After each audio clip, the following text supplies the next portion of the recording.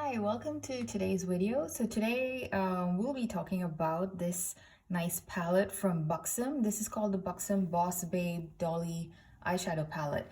And this palette has been out for a while. I think I picked this up in November or October, sometime around that time last year from Ulta. This is still available at Ulta and it's available even on the Buxom website. So if you're interested, you can still pick this palette up.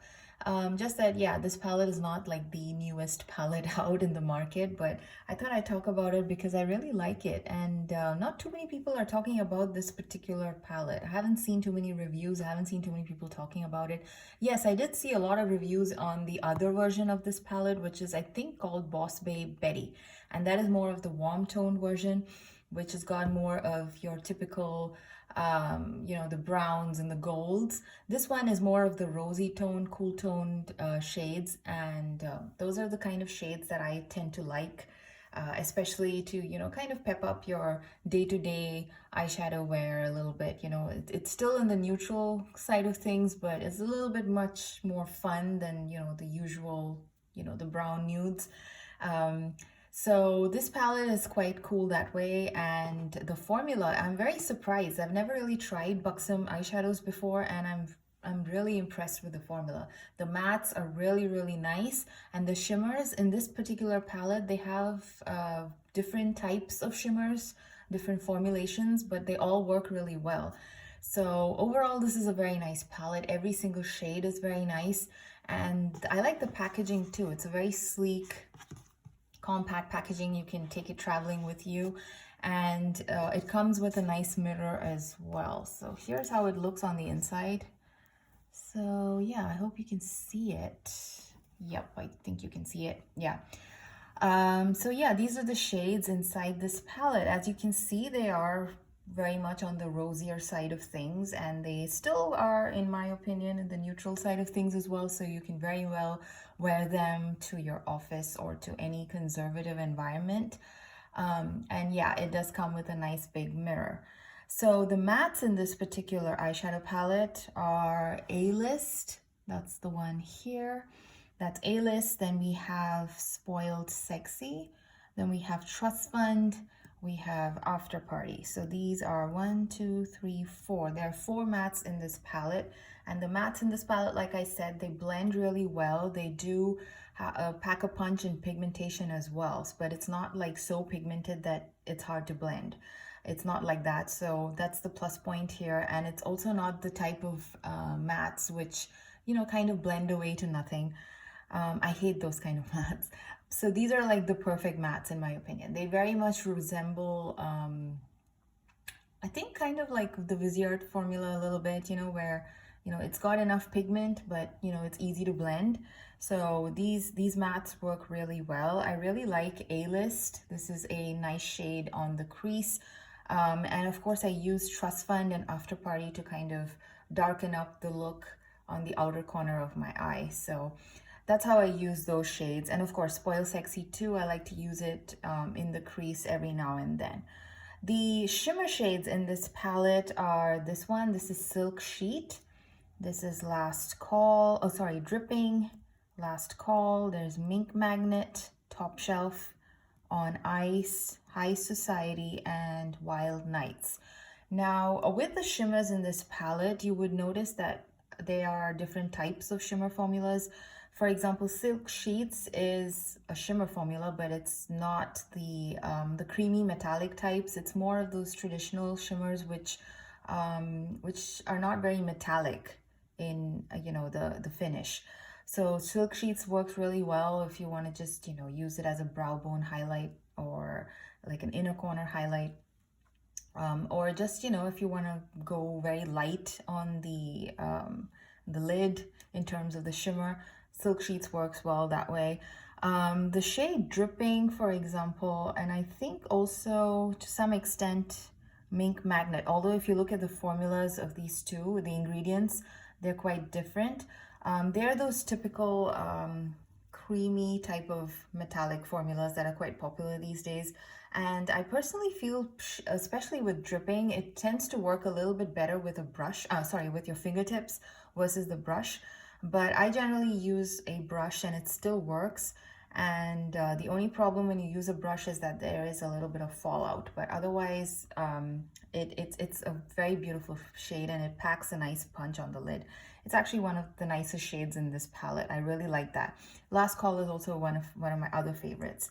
Now, for example, the formula difference between Dripping and Last Call is that Last Call is kind of like a medium in terms of the formula. It falls somewhere in between Silk Sheets and Dripping. So see here in the first row itself, you have 3 different types of shimmer formulas here. And High Society is more like a matte with some sparkle thrown in. So I tend to use this also more as like a outer V shade to kind of anchor in the look, and not so much, you know, on the crease or, you know, even on the lid. It's a bit too dark on the lid anyway. So that's the different types of formulas. And I think shades like Top Shelf and On Ice, and also Wild Night, I guess, they're kind of similar again. Again, they're that creamy type of metallic formula. I didn't notice too much fallout with these shades. Dripping is the shade that I found most creamy, and also the one which has most fallout. So that's something to keep in mind. But overall, I love this palette. Oh yeah, Mink Magnet is also a very nice shade. And again, I think the formula is quite similar to Top Shelf and these other 2 ones here.